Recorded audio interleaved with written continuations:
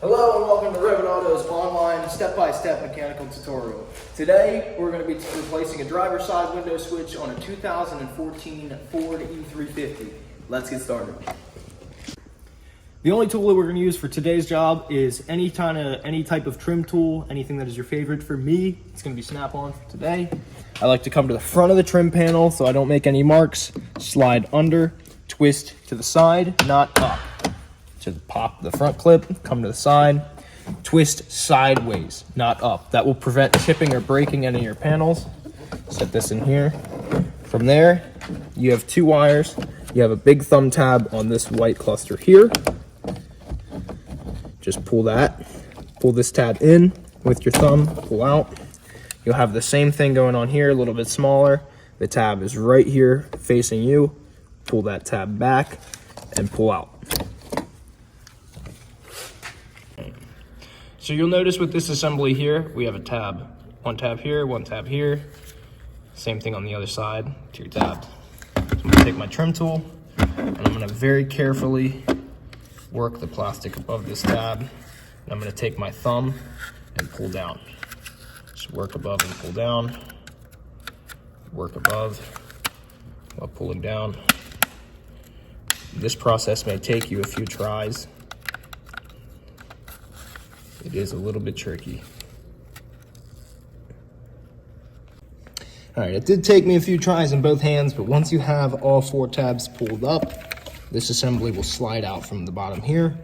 From there, you can take your new switch panel.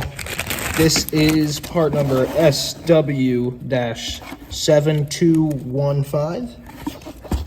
You take this switch, line it up with the housing here, and you can just pop that guy straight in.